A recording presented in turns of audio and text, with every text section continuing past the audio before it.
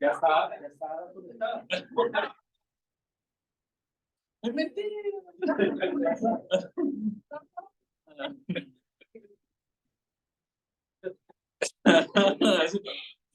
Sí, el pastor se desmayó, ¿verdad? Bueno, hermanos, Señor les bendiga. Quiero, a la mejor de las habilidades posibles, me gustaría avanzar ahora en este tema de la guerra espiritual. Me gustaría poder considerar varios aspectos. Hace un par de meses, no sé si, no recuerdo cómo se llama, vimos una película con mi esposa, con mi esposita que está ahí en línea. Vimos una película bien interesante que está ambientada en la Segunda Guerra Mundial. No sé, quizás alguno de ustedes la ha visto. Y el tema es que en la película lo que ellos no pueden hacer es el ejército inglés, no pueden entender qué es lo que está pasando en el lado del enemigo. Y se inventan un plan, pero súper elaborado, a donde se tienen que robar un cuerpo de un oficial que lo hacen ver como que es un oficial alemán, se tienen que robar un uniforme alemán y entonces hacen todo un plan bien estratégico. Y visten el cadáver de esta persona y lo ponen como que él ha sido un soldado y lo dejan ir en una corriente de agua en el mar. Y el punto es que ese cuerpo vaya a dar exactamente justo a las costas a donde están los alemanes. Y ellos le ponen unos papeles que han sido falsificados, en otras palabras, han creado un plan falso a donde ellos dicen los ingleses van a estar acá, van a atacar en estas posiciones, pero toda esa información era falsa. Y el punto es que para cuando los alemanes vieran, ellos fueran a atacar, hicieran otras cosas, ellos entonces iban a tener la ventaja. La película es bastante interesante, pero el punto de lo que le quiero decir es, y lo que hemos estado hablando estos domingos anteriores, es que la Escritura nos enseña a nosotros que debemos de conocer primero que estamos en una batalla espiritual, que tenemos que entender lo que la Escritura enseña con respecto a nuestro adversario y en otras palabras tenemos que conocer a nuestro enemigo. Tenemos que conocer cuáles son sus artimañas, tenemos que conocer cuáles son los planes que ha elaborado cuidadosamente para querer destruir la iglesia. Si usted recuerda, básicamente en el contexto de este pasaje que hemos estado estudiando, es una iglesia que está llena del Espíritu Santo, una iglesia llena de creyentes, hombres que caminan en el Espíritu Santo. Si usted regresa un poquito ahí en el capítulo 4, en el capítulo 5, estamos en Efesios, gracias hermano, oye, alguien que dijo Efesios, gracias.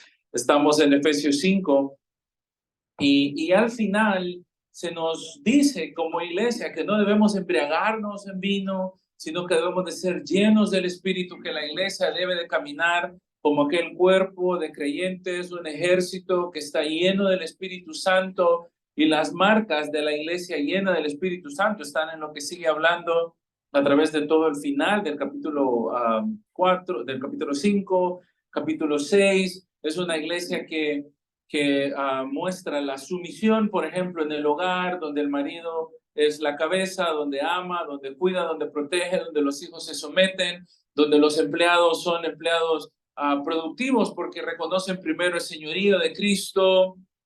Es una iglesia que ha sido purificada, es una iglesia que camina conforme a la voluntad del Señor, que está siempre queriendo hacer lo correcto. Es en ese contexto que nosotros encontramos esta batalla espiritual. En otras palabras, mientras la iglesia camina más o mientras la iglesia marcha más adelante llena del Espíritu Santo, viviendo en santidad, es cuando más la batalla va a venir delante de la iglesia. En otras palabras, suena un tanto simplista, pero una iglesia que es como el mundo, una iglesia que nosotros diríamos, y eso es iglesia, ellos dicen que sí, nunca va a tener ningún tipo de resistencia.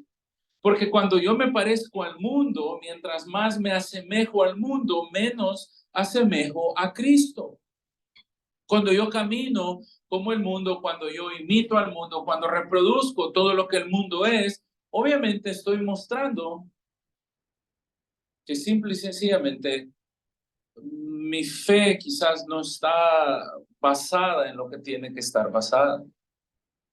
Entonces Pablo acá, en el pasaje que hemos estado estudiando en el capítulo 6, él entiende y él conoce que mientras más la iglesia es purificada, que mientras más la iglesia está siendo cuidada, mientras más la iglesia crece en el ministerio de la palabra del Señor, mientras más la iglesia vaya madurando, mientras más ustedes, cada uno de ustedes, se parezca más a Cristo, es una iglesia más difícil para el enemigo.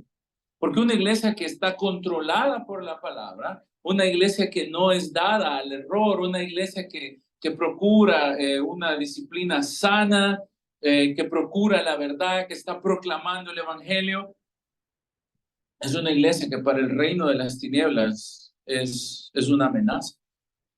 Mientras usted es un mejor cristiano, usted es una amenaza para el maligno. Y es entonces que el apóstol Pablo nos advierte de que esos ataques van a estar llegando. Y las semanas anteriores hemos estado pensando, y se me acompaña, y entonces Efesios 6, del versículo 10 al versículo 20 que hemos estado leyendo. Y hoy quiero avanzar a través de este pasaje para que podamos ver muchas cosas que hay acá de lo que el apóstol nos advierte. Dice entonces, por lo demás, hermanos míos, fortalezcanse en el Señor y en el poder de su fuerza, vestidos de toda la armadura de Dios, para que podáis estar firmes contra las acechanzas del diablo, porque no tenemos lucha contra sangre y carne, sino contra principados, contra potestades, contra los gobernadores de las tinieblas de este siglo, contra huestes espirituales de maldad en las regiones celestes. Por tanto, tomad toda la armadura de Dios para que podáis resistir en el día malo, y habiendo acabado todo, estad firmes. Estad pues firmes, ceñidos vuestros lomos con la verdad, vestidos con la coraza de justicia, el calzado en los pies con el apresto del evangelio de la paz. Sobre todo, tomad el escudo de la fe, con que podáis apagar todos los dardos de fuego del maligno. Tomad el yelmo de la salvación, la espada del Espíritu, que es la palabra de Dios, orando en todo tiempo, con toda oración y súplica en el Espíritu, y velando en ello con toda perseverancia y súplica por los santos, y por mí, a fin de que al abrir mi boca me sea dada palabra para dar a conocer con denuedo el ministerio del Evangelio, por el cual soy embajador en cadenas, que con denuedo hable de él como debo hablar. Ora conmigo, hermanos. Señor, te damos gracias por tu palabra. Gracias por la oportunidad que nos regala, siempre estar aprendiendo de ella, de poder ser instruidos a través de ella. Señor, oramos que nuestro corazón, que nuestra mente, que nuestra conciencia pueda ser informada por tu palabra, que pueda ser exhortada por tu palabra, si es necesario, que podamos ser reprendidos a través de ella, que nos pueda educar, que nos pueda formar, que podamos tener la mente correcta para entender lo que ella enseña, pero que no solo se trata de entender, Señor, sino que esto pueda llevarnos a la obediencia, que pueda llevarnos a la sumisión tuya, que pueda llevarnos a someternos a lo que tú has revelado, a lo que nos has mostrado. Y qué buen pasaje este, Señor, para recordar que dependemos de ti totalmente, que no dependemos de nuestras fuerzas, que no dependemos de nuestras propias obras, sino que siempre estamos dependiendo de ti, dependemos de tu gracia y lo que tú has hecho por nosotros en Cristo. Y esta es una buena oportunidad, Señor, para que nuestro corazón sea confortado a través de estas verdades hermosas, que sea confrontado, Señor, si en caso nosotros pensamos que la vida cristiana la podemos vivir independiente de ti, Señor. Padre, bendícenos, guíenos y oramos todo esto en Cristo Jesús. Amén. Bueno, hermanos, les decía que este pasaje específicamente nos ha estado hablando sobre la guerra espiritual y hemos estado específicamente estudiando hemos estado estudiando 3 instrucciones y sé que solo hemos hablado de una y, y básicamente la primera instrucción hemos dicho que está ahí entre el versículo 10 y el versículo 13, que es prepárate, prepárate para la batalla espiritual, porque si estás preparado, hermano, vas a poder hacer frente a los ataques del enemigo. Ahí el apóstol nos dice que debemos fortalecernos y establecimos la semana pasada de que fortalecernos significa entonces vestirnos con la armadura de Dios, según el versículo 11 y según el versículo 13. Yo me visto de la armadura de Dios y entonces estoy siendo fortalecido porque los ataques del enemigo van a estar llegando.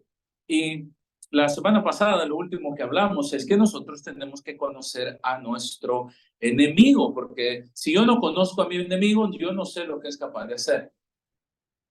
¿No es cierto? Si usted no sabe contra qué está peleando, va a tirar golpes al aire, va a tirar hacia cualquier lado. Pero si usted no sabe qué es lo que se está enfrentando, muy probablemente usted no sepa cómo pelear. Y déjeme adelantarle que las armas o la forma en que el Señor nos ha dado para pelear esta batalla es básicamente algo espiritual, es básicamente el Evangelio. Pero el enemigo está siempre queriendo votarnos, está siempre queriendo destruirnos. Usted recuerda y puede ver ahí en el versículo 11 en su Biblia, dice vestidos con la armadura de Dios para que podamos estar firmes o que podamos resistir. Y le decía la semana pasada que la palabra acechanza del diablo significa contra los trucos que Satanás ha diseñado.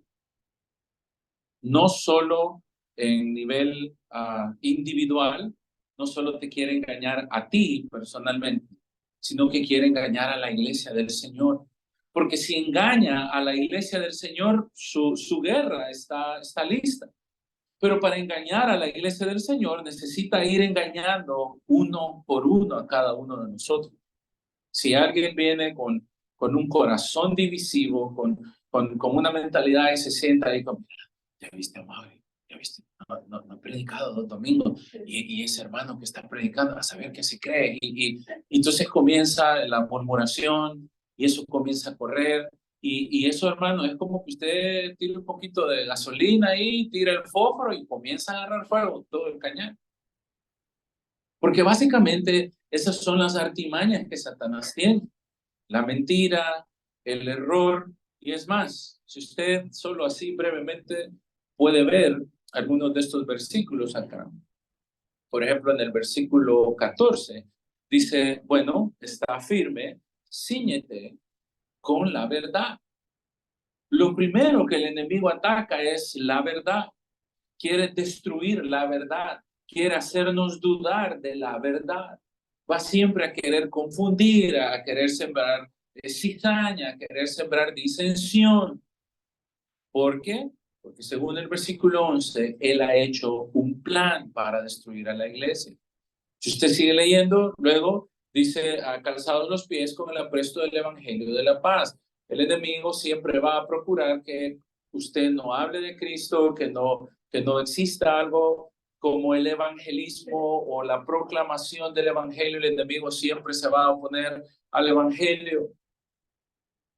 Siempre va, según el versículo 16, siempre va a querer destruir nuestra fe, nuestra convicción. Sobre todo tomar el escudo de la fe. ¿Por qué? Porque Satanás quiere confundirnos. Si se fijan, todos son errores en nuestra vida espiritual.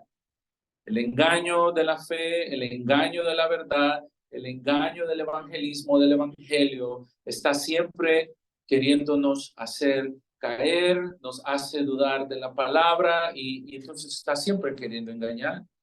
Ya leímos que claramente la escritura enseña que él es un mentiroso, que él es el engañador y que siempre ha sido un engañador. Entonces yo necesito conocer a mi enemigo para poder pelear esa batalla. Entonces el versículo 11 dice primero que nosotros tenemos una batalla directamente en contra de Satanás. Y ahí parece que el pasaje está dándonos una lista de nuestros enemigos. En otras palabras, peleamos en contra del diablo, estamos peleando en contra de los principados, versículo 12. Estamos peleando en contra de potestades, en contra de los gobernadores de las tinieblas, en contra de huestes espirituales en las regiones del este.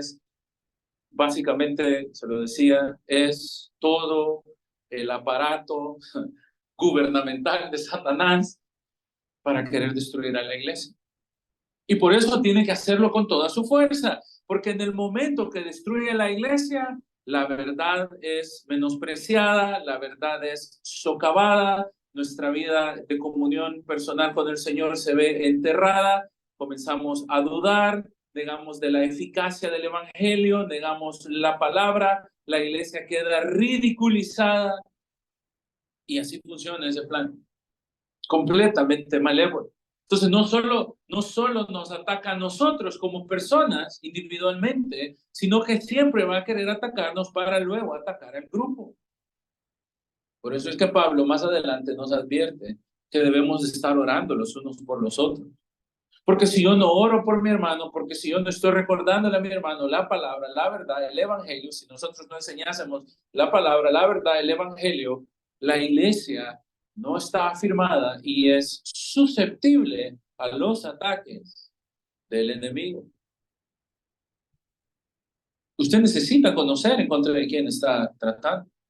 ¿Sabe? Ahí en el versículo 11, que nos presenta como el comandante de las tinieblas, básicamente nos dice que es Satanás. Es la idea de que él es el engañador, que él es el calumniador, que él es el enemigo, y a través de toda la escritura nosotros entendemos que siempre ha estado puesto en contra de Dios. Siempre ha querido engañar al pueblo de Dios, siempre se ha presentado como un adversario, un calumniador. Yo le decía hace unos días que la escritura nos da una lista muy extensa de todas las cosas que el enemigo hace.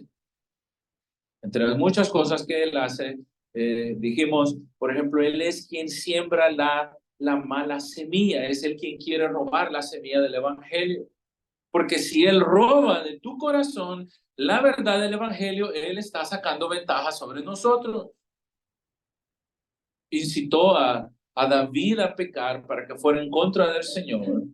En el libro de Zacarías directamente les decía, nos enseñan de que él está siempre acusando al pueblo de Dios y está siempre queriéndole aún decirle a Dios que tú estás haciendo cosas que no son verdades.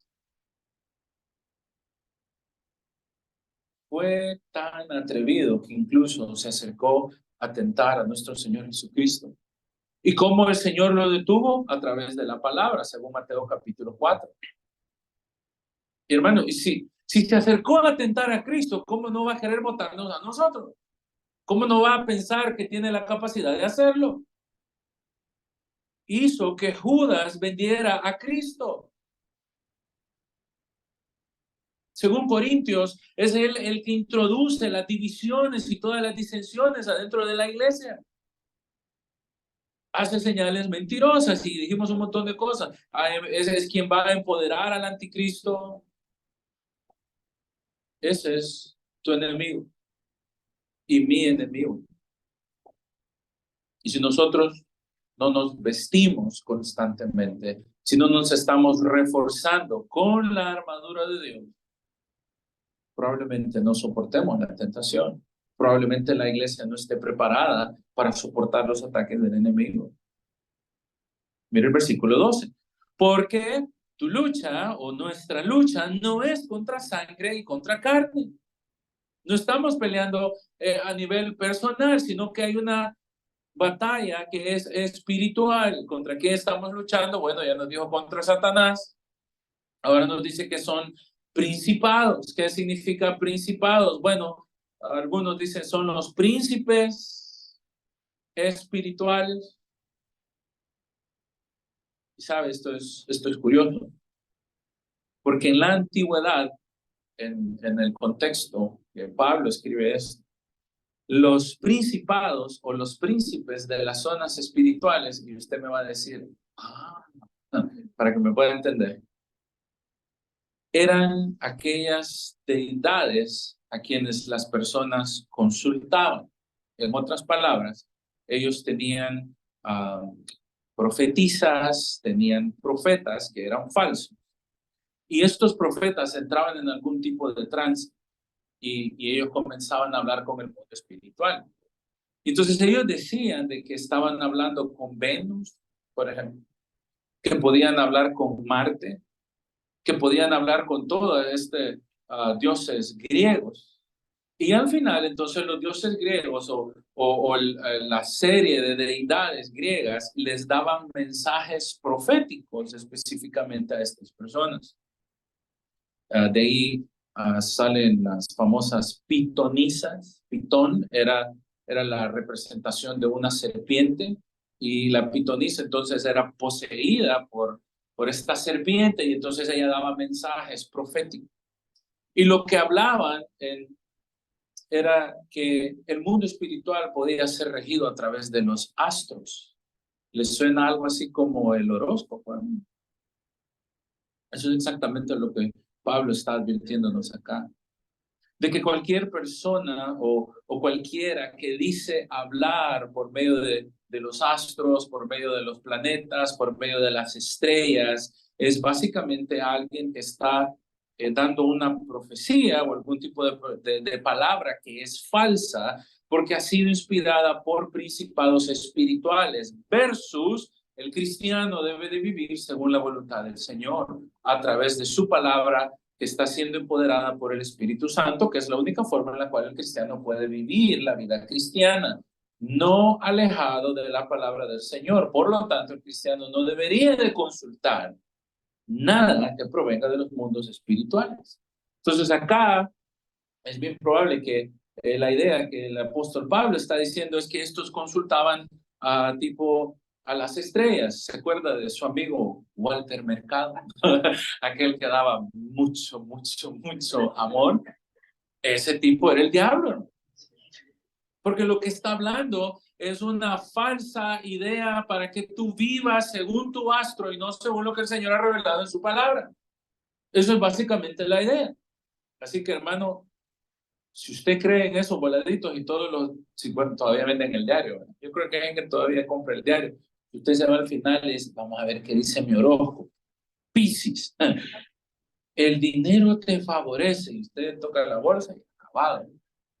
Tauro, lo que usted sea, no crea eso. Es un engaño. Y eso es lo que nos está diciendo acá el pasaje. Que siempre vamos a querer estar o siempre nos van a querer engañar. Porque la lucha no es contra cosas que nosotros podemos decir, pero si esto es lógico, esto es un hombre quien me está dañando, yo no veo, pero el ataque está ahí, es a través de ideas, a través de conceptos, es a través de diferentes maquinaciones. Y sigue entonces diciendo, ok, versículo 12, luchamos contra principados, ya nos dijo que luchamos contra Satanás, estamos luchando contra principados, estamos luchando contra potestades, contra gobernadores de las tinieblas, es siempre la misma idea, que son esferas espirituales que ejercen dominio. Y este es un tanto curioso, porque en el original la idea de los gobernadores de las tinieblas de este siglo, piénselo como lo lee, gobiernan en medio o a través de poderes de las tinieblas, pero es algo que pasa en este siglo. Lo que está diciendo es que estas huestes espirituales tienen la capacidad de poder incluso manipular personas, de poder pasar leyes ante los humanos, que obviamente leyes que no exaltan al Señor. Podríamos pensar en todas esas leyes extrañas que los diferentes países pasan, como la legalización del asesinato de niños. Eso es claramente una obra satánica, hermano. Claramente, asesinar a un niño en un vientre no puede ser más que producto de Satanás. Y nosotros lo vemos en una esfera carnal y decimos, es que es política, es que son los derechos reproductivos de la mujer. Mentira, es un genocidio, simple y sencillamente lo han pintado como derechos humanos.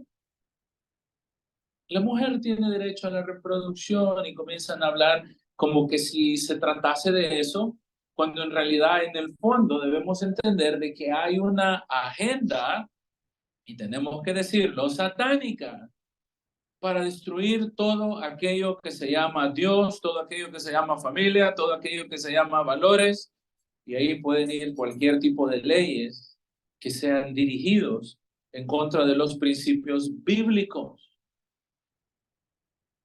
La idea es que estos gobernadores de las tinieblas tienen incluso algún tipo de injerencia sobre el mundo natural.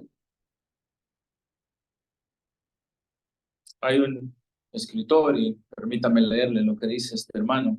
Dice, nuestros enemigos espirituales están siempre ocultando su rostro, pero ocupan sus poderes para destruir a la humanidad.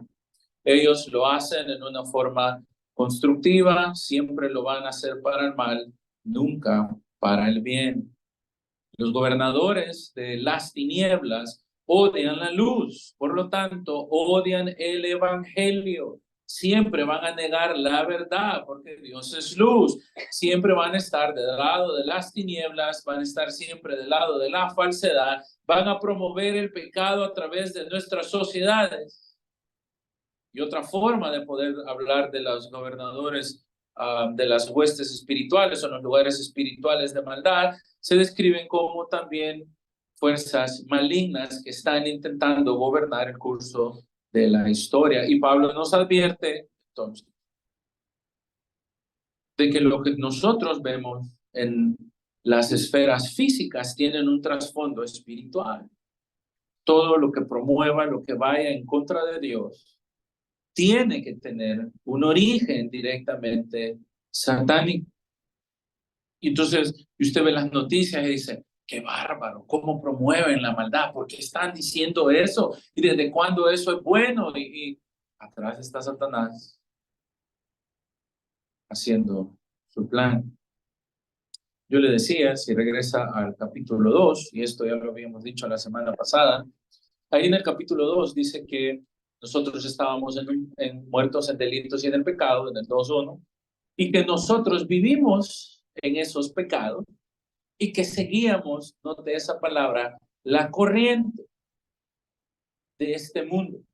La idea de corriente de este mundo es que los cristianos caminábamos, bueno, todo aquel que ha nacido de nuevo, antes de ser creyente, caminaba según la filosofía, según las políticas, según las modas, según las tendencias, según todas las cosas que el mundo celebra. El cristiano estaba ahí porque éramos obviamente inconversos.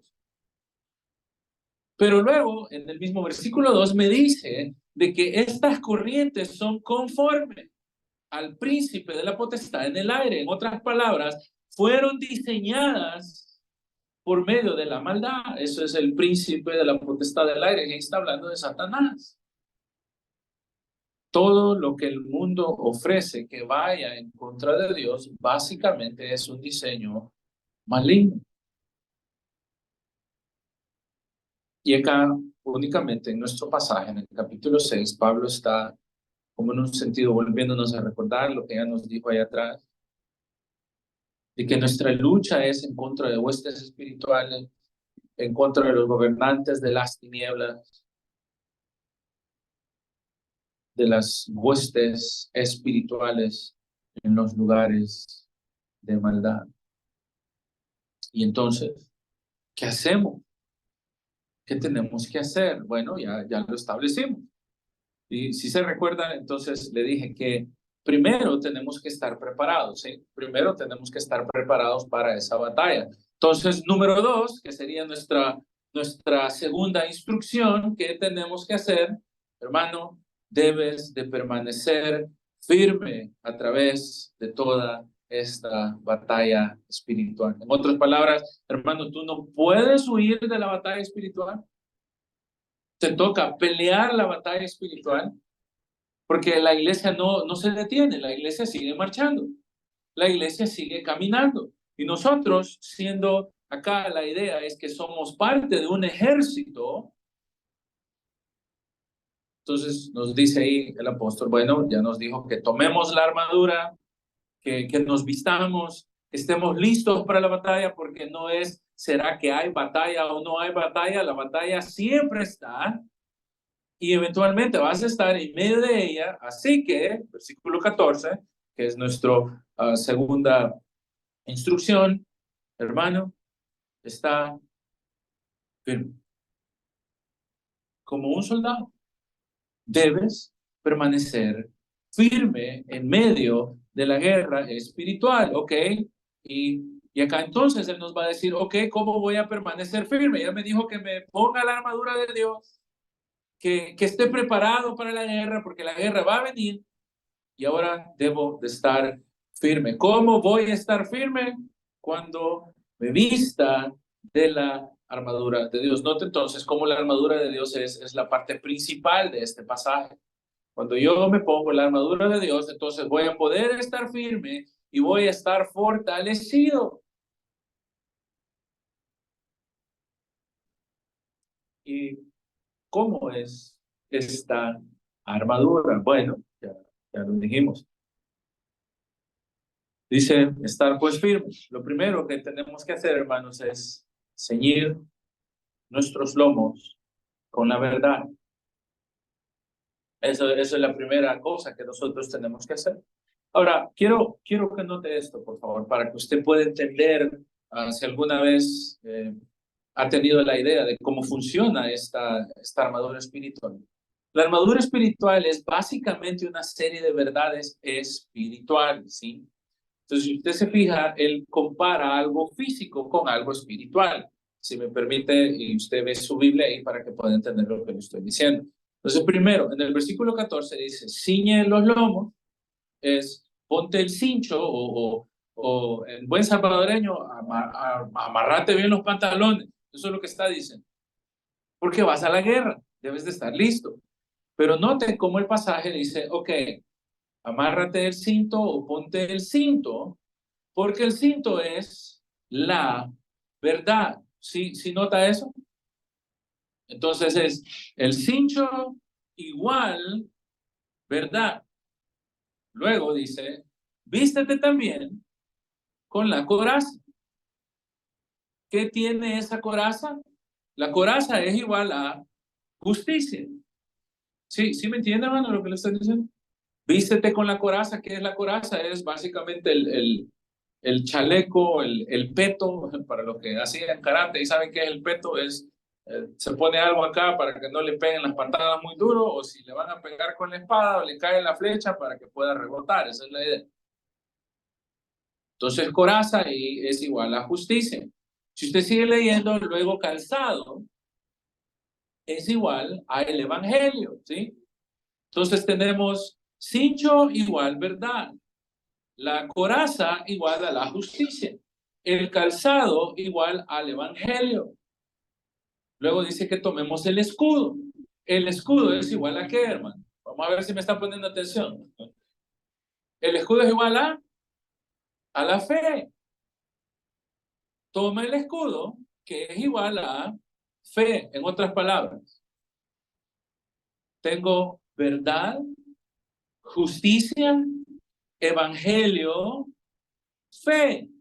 Hasta ahí, ¿sí? Ahora mire el versículo 17. Toma el yelmo, que es el casquito, ¿sí? ¿Qué significa yelmo entonces? Salvación. Exacto, ya ven, ya están aprendiendo hermenéutica. Vamos a hacer esto una clase de hermenéutica. 17. Y velando con ello, perdón, y la espada, ¿de qué? Este está bien fácil. ¿Qué es la espada del Espíritu? Ahí está su armadura. En otras palabras, el cristiano debe de vestirse por medio de la armadura de Dios de verdad, justicia, el evangelio, la fe, la salvación y la palabra del Señor. Esa es tu armadura.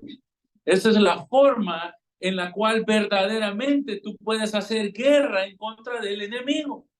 Esa es la única manera en la cual tú vas a resistir, en la cual vas a estar preparado. Y cuando la guerra venga, si yo estoy vestido de verdad, justicia, del evangelio, de la fe, de la salvación y de la palabra del Señor, entonces voy a poder resistir. Pero si usted no está anclado en la verdad, lo que va a pasar es que va a venir un mentiroso, un falso maestro, va a venir, le va a decir cualquier cosa del evangelio, de la iglesia, y usted va a salir remolineando ahí, con todo, se va a ir volando, hermano. Pedro nos dice ahí, nos advierte en primera de Pedro, sed sobrio y velad. La idea de ser sobrio es mantén tu mente controlada, mantén tu mente en el lugar correcto y permanece siempre con tus ojos abiertos. ¿Por qué? Porque el adversario, el diablo, te quiere devorar, te quiere destruir, quiere hacer que tus ojos se aparten de la fe, de la justicia, del evangelio, de la verdad, de la palabra del Señor. Y cuando logra hacer eso, entonces te puede devorar. Si tú te apartas de tus disciplinas espirituales y no permaneces anclado en la verdad, en la justicia, en el evangelio, en la fe, en la salvación y en la palabra del Señor, no podrás resistir el ataque. Por eso dice ahí, estoy leyendo primera de Pedro 5, 8 y 9, dice que nosotros debemos de resistir y debemos de estar firmes en contra de todo lo que está pasando. Santiago 4, 7 nos dice exactamente lo mismo. Sométete a Dios y entonces podrás resistir al diablo y él huirá de ti. Note que ahí en Santiago 4, 7 la idea de sométete a Dios es métete o humíllate debajo o sujétate a la verdad del Señor, a la justicia del Señor, al evangelio del Señor, a la salvación del Señor, sométete a la palabra del Señor.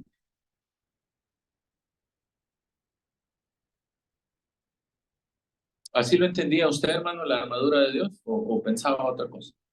Yo pensaba otra cosa, completamente diferente. Quizás algunos nunca lo habíamos pensado. Pero creo que es la mejor forma en la cual la Escritura nos enseña que verdaderamente vamos a poder hacer frente en contra del enemigo. Por eso dice Pablo que nuestras armas son espirituales, allá en 2 Corintios.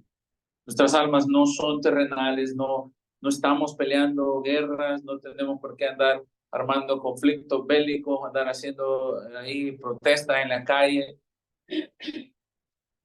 Nuestra batalla es espiritual. Entonces nos dice ahí, versículo 14, se regresa ahí a Efesios, estad pues firmes, ceñidos vuestros lomos con la verdad. En otras palabras está diciendo, ponte bien tu cinturón, porque el cinturón es el que detiene toda la armadura. Ponte bien el cinturón, porque este es el que detiene la armadura. Prepárate. Cuando era un chiquillo, cuando estaba pequeño, iba a clases de karate, iba a Kung Fu en realidad. Y pasé un montón de tiempo ahí, me reventaron el labio, me pegaron un montón de patadas, terminé con el ojito chiquito. Y siempre era que cuando decían, ok, cuando teníamos pelea, era el día de pelea, uno llegaba preparado y teníamos un paradito específico, no sé quién ha practicado karate o lo que sea, pero siempre uno tiene que tener un paradito específico que a nosotros nos decía es la posición del caballo. Entonces usted estaba así, porque si le pegaban, en teoría usted podía resistir ese golpe, pero después luego usted podría contraatacar. Y algo que siempre me pasaba a mí, que como los pantalones esos son un poquito ridículos, son bien raros, así como bombachos. Entonces cuando yo levantaba las piernas, se me trababa y no podía tirar patadas, no me podía defender y me caía en el montón de patadas. Hasta que aprendí que antes de golpear yo tenía que hacer eso. Siempre me tenía que estar subiendo el pantalón y luego yo podía tirar una patada. Eso es lo que Pablo está diciendo aquí, hermano, cuando dice que nos pongamos ahí el cinturón de la verdad. Es como remángate las manguitas porque vas a pelear e indudablemente tienes que estar listo para esto. Prepárate para la batalla porque la batalla va a venir. Normalmente, y esto es algo cultural, normalmente En esta cultura, cuando la gente estaba en casa, no ocupaba cinturón. El cinturón únicamente se ocupaba cuando iban a ir a la guerra. En otras palabras, acá lo que Pablo está diciendo es que en la guerra espiritual tú debes de estar siempre preparado para pelear y lo primero que debes estar afianzado es en la verdad. Porque la verdad es aquella que caracteriza a los cristianos. Primera de Timoteo, si busca Primera de Timoteo 3, allá en Primera de Timoteo 3,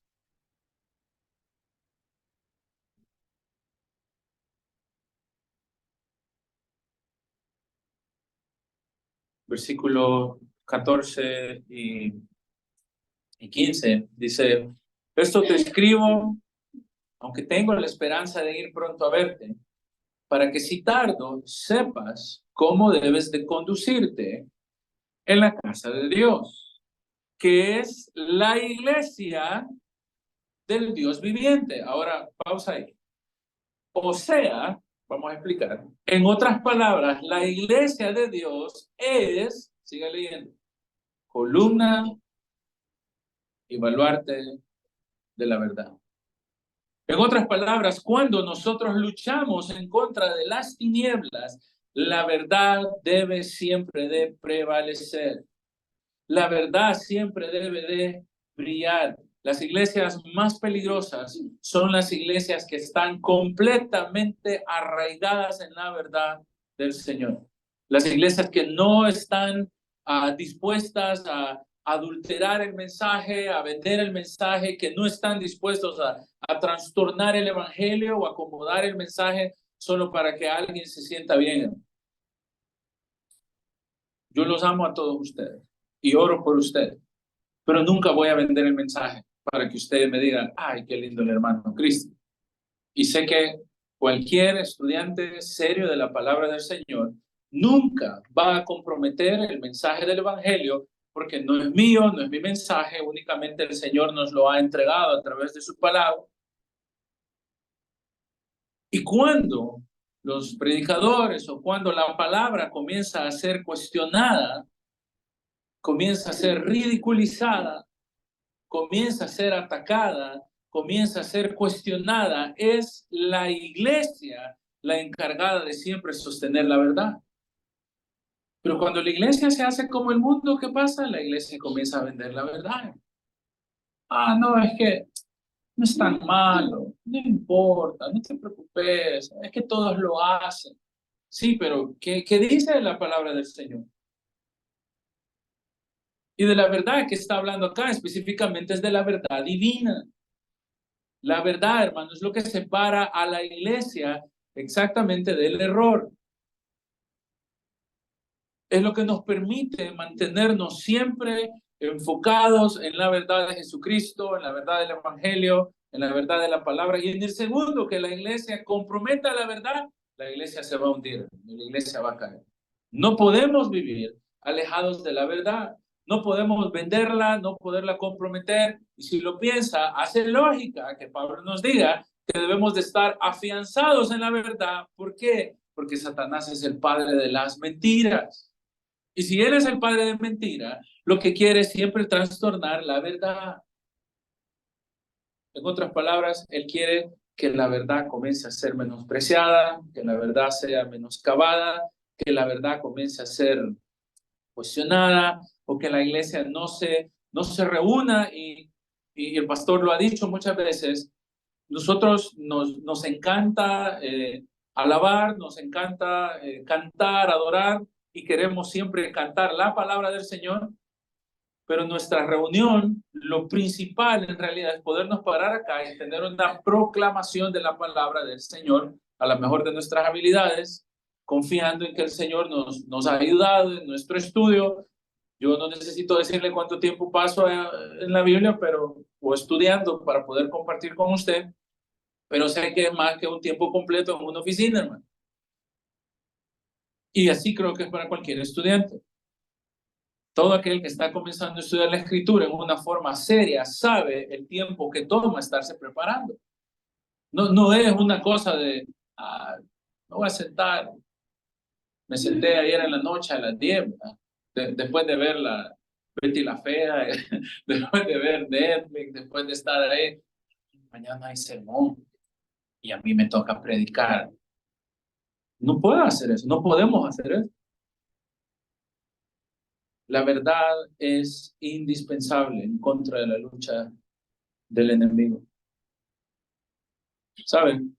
Todo Judas específicamente habla de eso, que los falsos maestros destruyen la iglesia si busca a Judas. Judas está a la par suya. No, son bromas. Judas está por Apocalipsis, hermano. Y todo, vean del lado. Yo te conozco, Judas. Alguien diga amén.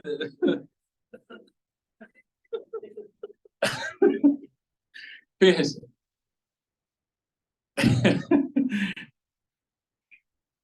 Judas comienza directamente. Es curioso porque Judas está diciendo algo, amados, por la gran solicitud, versículo 3, que tenía de escribiros acerca de vuestra común salvación.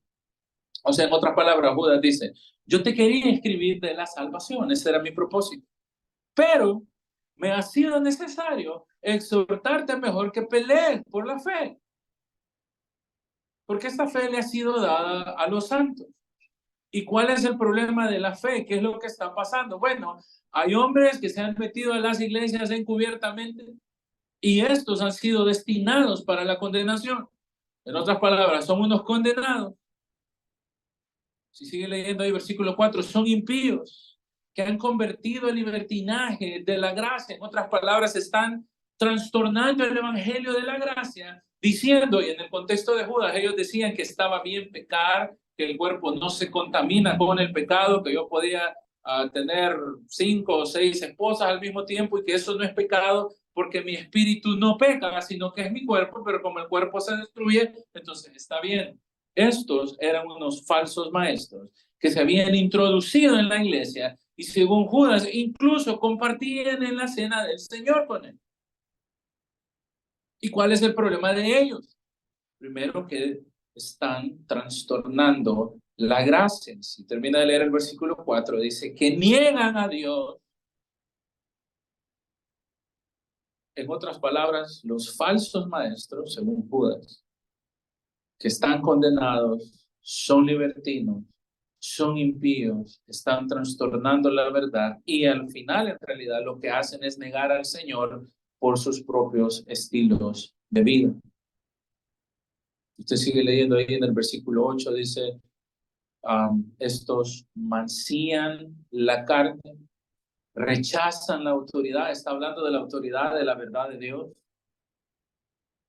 blasfeman de las potestades superiores, en otras palabras, como no entienden, simple y sencillamente se dedican a blasfemar. Versículo 11, ay de ellos, porque han caído en el camino de Caín, es el camino de la falsa doctrina, del error, de la falsedad, de vender el evangelio por dinero, de hacer el evangelio todo acerca de milagros y señales externas, no sobre Cristo. Y ahí podríamos tener todo un estudio de varias semanas con respecto a los falsos maestros. Pablo entonces, si regresa ahí a Efesios, nos dice, ponte firme. Y lo primero que la iglesia debe de tener muy claro es la verdad. La verdad no es negociable, la verdad no debe ser manipulable, porque en el momento que comprometemos la verdad, la falsa doctrina y la falsa enseñanza va a entrar en nuestras iglesias y nos va a destruir. Y nos va a destruir a todos. Si no, usted vea cómo sucede en muchas iglesias que se comienzan a dividir y se dividen y se dividen y se comienzan a quebrar, se comienzan a fraccionar porque la palabra está siendo manipulada.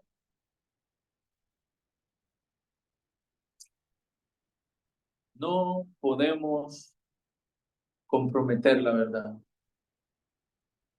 Es más, no podemos unirnos en el error con otras personas en el nombre del amor. No ocupe la excusa y guarde su corazón de esto, decir, no, es que hay que amar a los hermanos. Sí, pero el hermano niega la Trinidad, por ejemplo. Yo no puedo estar sentado en una iglesia con alguien así, hermano. No puedo comprometer la verdad. Y yo siempre hago la broma, se la hago a los estudiantes del seminario y ahora se la voy a hacer a usted. Si algún día invitamos a alguien y comienza a hablar herejías, con el permiso del pastor y de ustedes, yo voy a ser el primero en que me voy a parar y le tiro la Biblia o me salgo. Y ahí usted va a entender, el hermano no está de acuerdo con la doctrina. Porque no podemos comprometer la verdad. Porque la verdad comienza a minar los corazones, o más bien el error, mina los corazones de los creyentes y nos confunde y nos trastorna. La oración de Jesús en Juan 17 específicamente es esa, que sus siervos, que sus discípulos puedan ser santificados en la verdad porque su palabra es verdad. Siga. Vestidos con la coraza de la justicia. Acá le decía, normalmente la idea de la coraza es un chaleco, es la armadura básicamente, o es lo principal de la armadura. Y la idea ahí de la armadura es que le sirve para resistir puñaladas, si le pegan con una lanza, le tiran una flecha o lo que sea. Normalmente estas armaduras eran de bronce, eran de materiales resistentes. Sin embargo, estas podían ser golpeadas. Y acá la idea es bien interesante porque parece que lo que Pablo nos está diciendo es que nuestro Señor se ha vestido con esta coraza. Si usted regresa a Isaías, parece que Pablo está citando directamente a Isaías. Isaías 59, hablando de Jehová, de los ejércitos como aquel gran Dios guerrero.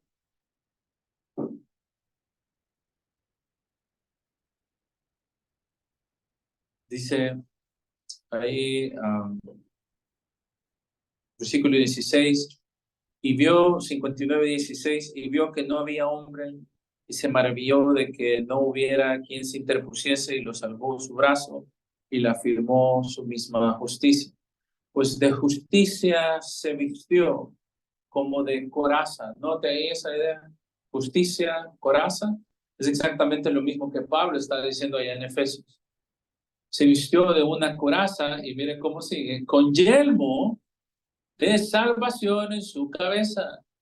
Tomó ropas de venganza por vestidura y se cubrió del celo como de manto, como para vindicación, como para retribuir con ira a sus enemigos y dar el pago a sus adversarios. El pago dará a los de la costa. En el contexto de Isaías, específicamente Isaías está argumentando que el Señor va a destruir a todos los enemigos de Jehová. Y es exactamente, parece ser que es la misma idea que nosotros tenemos ahí en Efesios. Vestidos con la coraza de justicia, así como el Señor se viste con coraza de justicia, sus hijos deben de vestirse en la batalla con coraza de justicia. La idea es, porque esto es un tanto difícil pensar a qué se refiere con justicia. Y creo que podríamos utilizar un sinónimo para clarificarlo. Y un escritor dice que acá, para entender coraza de justicia, sería mejor utilizar algo como una vida devota, persistente, que se viste con santidad delante del Señor. En otras palabras, ahí si podemos utilizar un sinónimo, justicia es sinónimo de proteger nuestro corazón a través de la santidad, de proteger nuestra vida, proteger nuestras emociones de los ataques que Satanás nos está haciendo. La idea es que en la justicia el creyente puede resistir el ataque. Mientras una vida más santa, mientras una vida más devota delante del Señor tiene, es más fácil aprender a resistir todos los ataques del enemigo. Es más fácil detener la inmoralidad. Note que, otra vez, estas son verdades espirituales. Si yo vivo en la verdad, si estoy anclado en la verdad, si cubro mi corazón por medio de santidad, por medio de una vida piadosa, por medio de una vida, ¿por qué no decirlo? Incluye la moralidad, aunque en realidad la moralidad muchas veces lo vemos como algo que no es el fin en sí mismo, sino que mi corazón, porque ama al Señor, es movido a vivir delante de Él en justicia. En las palabras de un comentarista que se llama William Barclay, dice William Barclay: sé el mejor cristiano que pueda ser para que tu vida sea completamente irreprensible y no pueda ser acusado de nada, y Satanás no puede hacerte daño en sus acusaciones, porque si tú vives una vida que no refleja la justicia, vas a ser traspasado de dolores. Entonces, uno, nos vestimos con la verdad, ahí el cinto de la verdad. Número dos, vestidos con la coraza de justicia, que es una vida de santidad. Luego, versículo 15 dice: calzaos los pies con el apresto del evangelio de la paz. Hermano, creo que no tiene mayor explicación.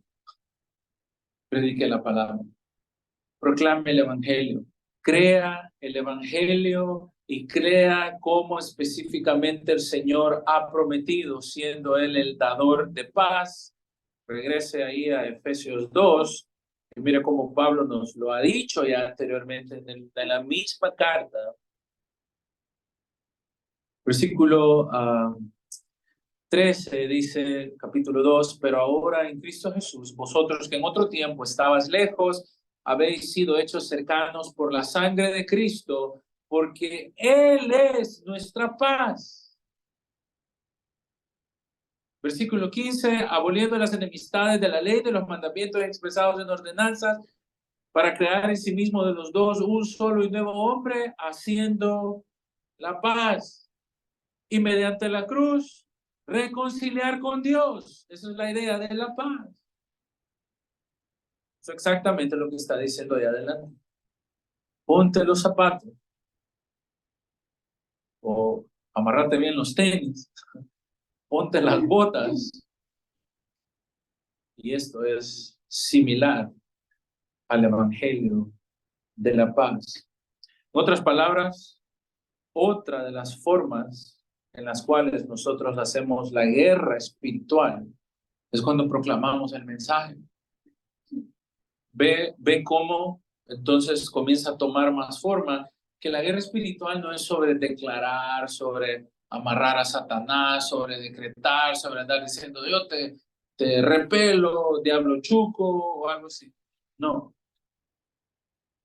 La guerra espiritual se pelea con armas espirituales, resistiendo, siendo firme, estando firme, anclado en la verdad, viviendo una vida santa, creyendo la verdad, proclamando la verdad. Y ahora el versículo 15 me dice que la guerra espiritual la hago a través de la proclamación del evangelio, vivir el evangelio, compartir el evangelio, caminar mi vida, que esta pueda ser un reflejo del evangelio. Hermano, mientras nosotros más avanzamos en el evangelio, o mientras más la palabra es proclamada, el reino de los cielos crece más. Y por lo tanto, el reino de las tinieblas cada vez se puede hacer más pequeño. La salvación es central en la batalla espiritual. ¿No es cierto? Todos los que somos padres entendemos esto. Yo, cuando puedo, a la menor de las oportunidades, es: hijo, recordá el evangelio, debes de entender el evangelio. No quiero a un niño que sea un moralista, sino que quiero que sea alguien que pueda hacerle frente a esta vida a través de la verdad del evangelio de Jesucristo. Porque esa verdad le va a ayudar a ser diferente. No quiero cambiar o modificar su comportamiento como la psicología lo quiere enseñar. estamos buscando cambiar corazones. Si usted quiere cambiar este país o si quiere cambiar Santa Tecla o su casa, hay que comenzar por el corazón de los hombres. ¿Y cómo? Únicamente a través del Evangelio. Versículo 16, ya vamos a ir terminando. Sobre todo, tomad el escudo de la fe. ¿Qué hace este escudo de la fe? Puede apagar los dardos de fuego del maligno. En otras palabras, está diciendo que la fe o tu fe en Cristo es un escudo para tu vida. Si tú estás anclado en la fe en Jesucristo, cualquier tipo de duda, cualquier tipo de tentación, cualquier tipo de persecución, cualquier tipo de ataque, cualquier tipo de prueba, cualquier tipo de cosa que venga sobre ti, que son los dardos de fuego que Satanás está haciendo, o está tirando, o está atacándome constantemente, ahí van a quedar en el escudo. Pero mi deber es tener el escudo.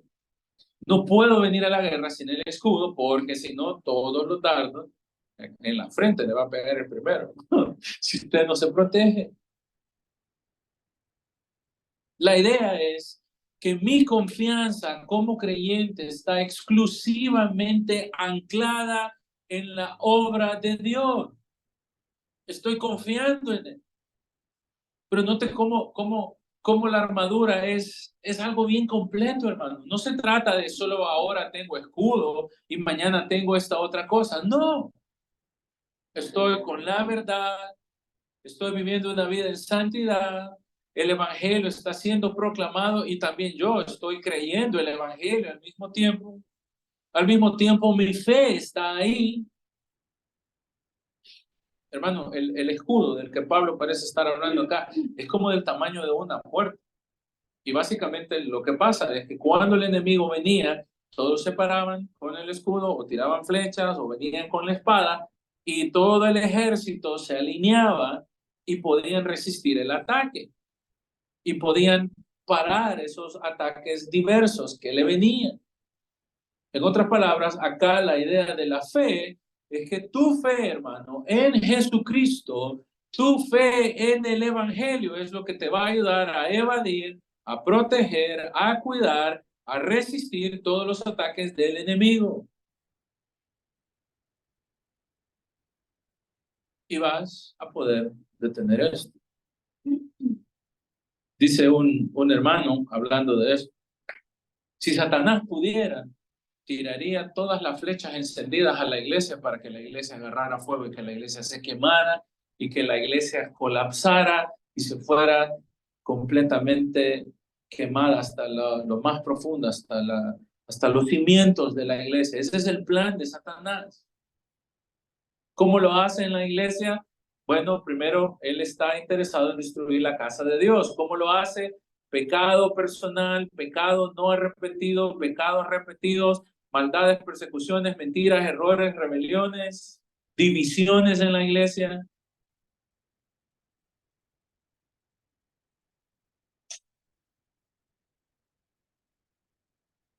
El yelmo de la salvación es un casquito, hermano.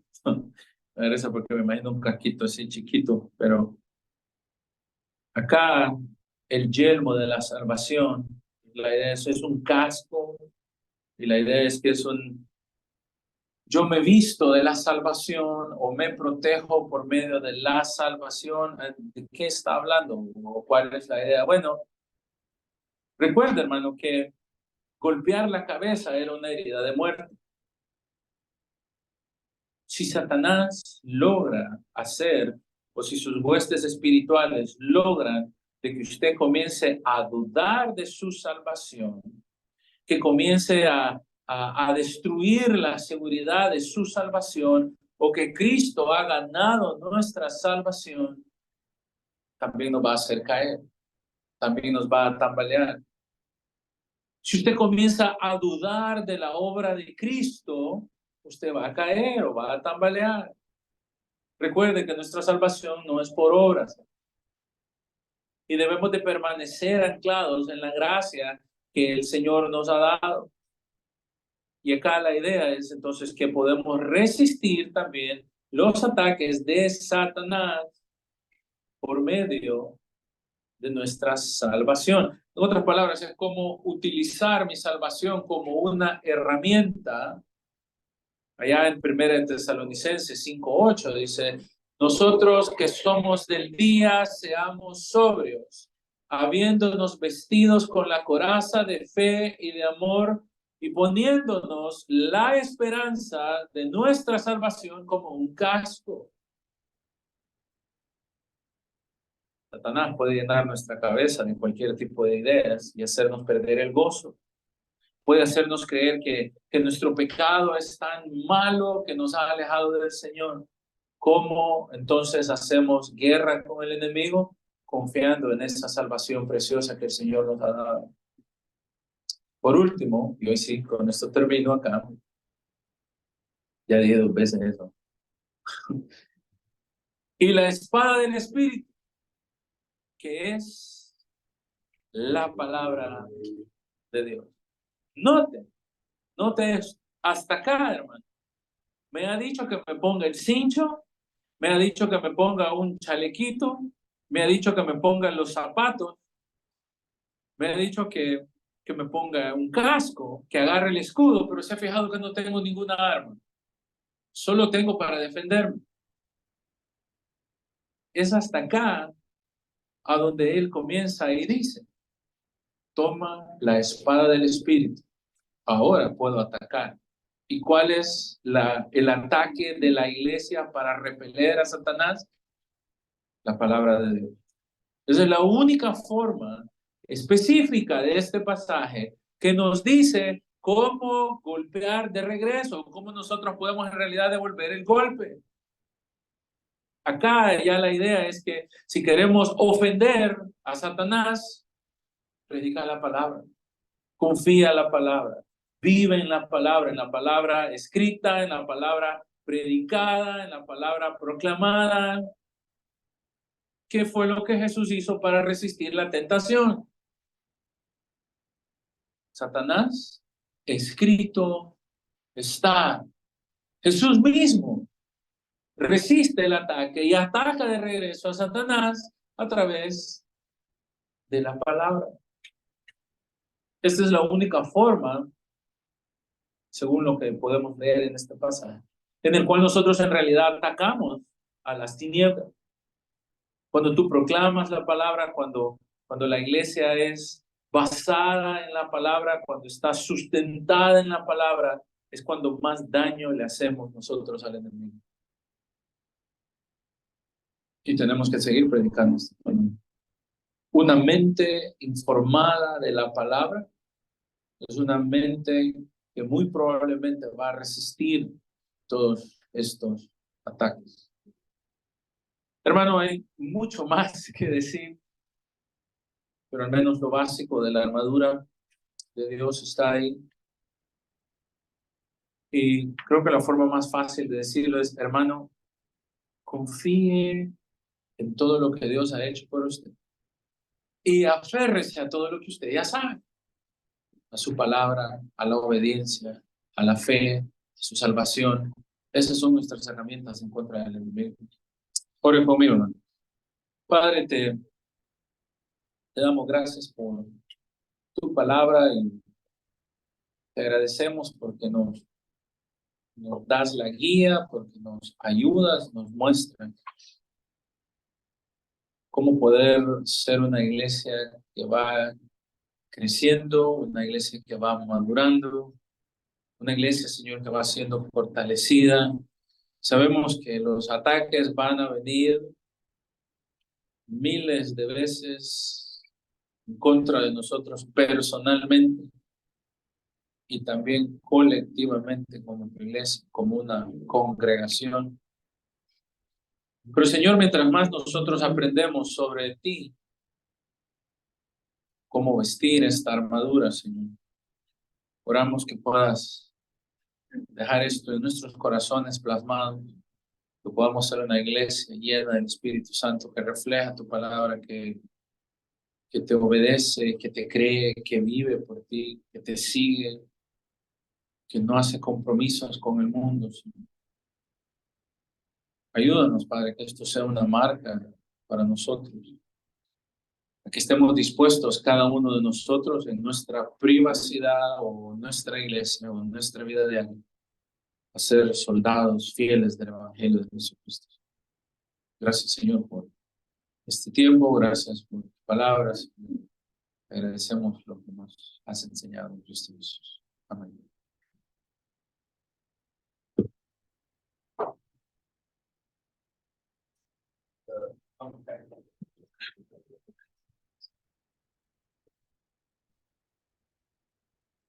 Muy bien, hermanos, gracias al Señor por su palabra que nos bendice y que nos enseña tanto. Desde el primer sermón del pastor acerca de este tema, pensaba este engaño